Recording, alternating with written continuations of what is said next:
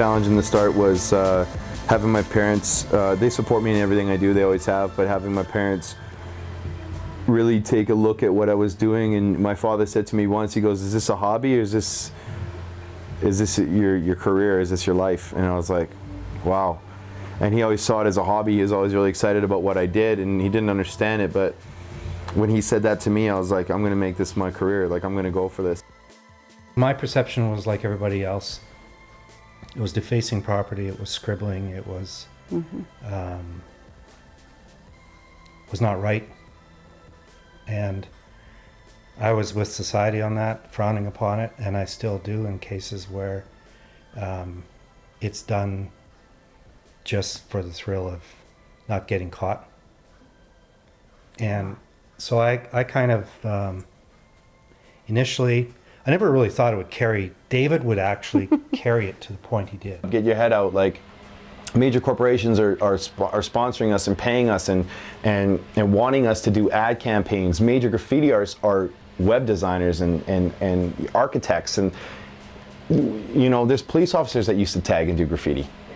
It's just so big that, like, the closed-minded mentality of graffiti that people still have is hilarious. It's like having a closed mind toward another race or another culture. Wake up. I think a lot of kids in the city, they respect him, but I think a lot of time negative comments will fly too, saying David sold out. He sold out. You know, you see a lot of kids in the city that don't really appreciate what he's doing for the graffiti art world, because he's really brought it up to the, I don't know what you want to call it. I shouldn't say mainstream, but to a degree he has, right? Like, he's brought it into another level of the industry. And it's so commercial. I'm just in small Calgary, and people look at me and go, "Oh man, you must be doing really good. Like, you sold out, you did this, you did that." I'm like, I just did what I did, and this is what happened, and I worked hard, and it showed up. But David makes a living at it, and it's... Well, that's what amazes me. That's Okay. That's phenomenal. It does. I can't. You know. I can't understand how you can take something that was unacceptable to society and make a living at it and move it into the realm of being acceptable. And that is still in transition. Yeah. It's inspiring for those in this community to see somebody actually live off their artwork. It's kind of an anomaly. He inspires a lot of people in the city.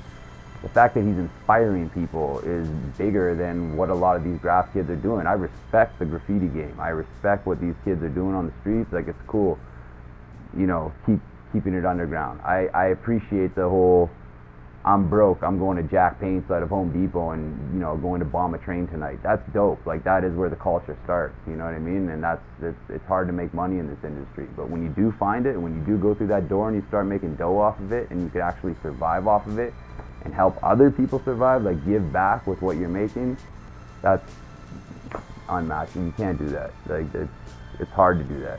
I think David's influence on the Calgary art scene has been dramatic. I think in the underlying tones of what exists in Calgary, David's fingerprint is on. Things have definitely changed, because there was a time where it was a battle to be accepted. It was, and I believe probably in some places still is considered not a talent at all, but there's some good talented kids out there.